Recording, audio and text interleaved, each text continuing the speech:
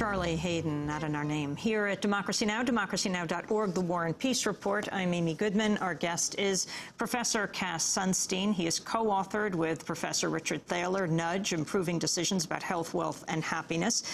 He is, well, formerly or just leaving University of Chicago Law School and is moving on to Harvard University. And also, congratulations on your marriage last week to Samantha Power, former advisor, at least official advisor, to Barack Obama as well. Thank you so much. Nudge, lay out the theory. Okay, the basic idea is that the United States has been caught for many years between the people who say markets, markets, markets, markets, and then they add markets, markets, markets, and the people who say mandates and bans. Whenever there's a problem, people are suffering, then we want the government to intervene and impose a requirement. What we think is that often this is a false dichotomy, that the markets, markets, markets will lead to undue suffering and deprivation, that the mandates and bans often are too rigid, they have unintended bad consequences, they sometimes have some of the defects of socialist solutions to problems. What we think with the idea of nudge is that ordinary people, meaning all people, sometimes blunder. We sometimes have self-control problems, we sometimes don't have adequate information, we sometimes are too optimistic about our future, both as individuals and as nations facing, let's say, hurricane or climate change or security threats, and that sometimes the best approach government can take is a nudge, which doesn't require anyone to do anything, but can set up a situation or a context in a way that leads people and governments to make better decisions. An example of a little nudge is that Congress should enact very soon a greenhouse gas inventory by which American citizens see who are the big contributors to the climate change problem. Amazingly, there isn't a greenhouse gas inventory.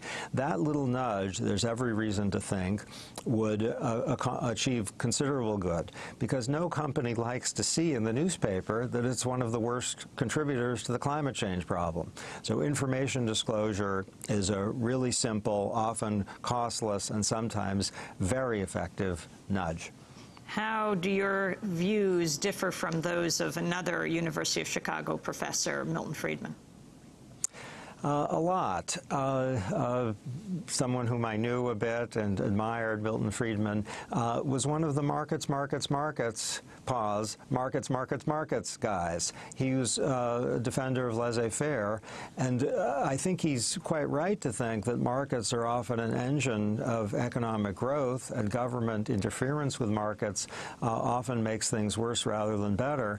But what he didn't see is that sometimes there's a way of approaching markets through, let's say, careful design, through an information disclosure strategy, or through an educational campaign so that people know something about the mortgages that they're buying rather than being sweet-talked by someone who gives them just part of a picture.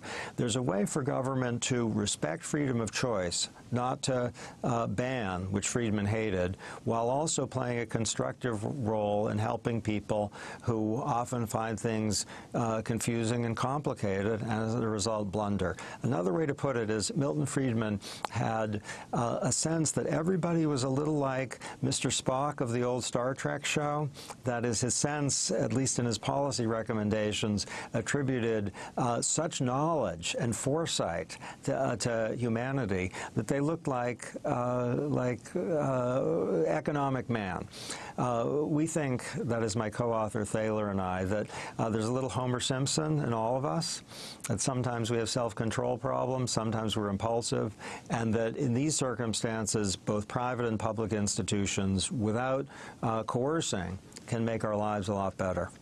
Finally, you were colleagues with Barack Obama, is that right, at the University of Chicago Law School for more than a decade. What do you think is most important in our last 30 seconds for people to understand about him, the man you now advise? It's a great question. I'd say two things. First, he's a constitutional specialist. So we would have in the White House someone who knows the Constitution and the law inside and out in a way that we really haven't, I don't believe, since the founding period. That's gotten much too little attention. The second thing I'd say about Senator Obama, the person I know, is he is a person of great calm. Reminds me a little bit of Franklin Delano Roosevelt, actually. We're going to have to leave it there on that note. Professor Sunstein, thanks for joining us, co-author of Nudge and an advisor to Barack Obama. Our website's democracynow.org. I'm Amy Goodman. Thanks for joining us.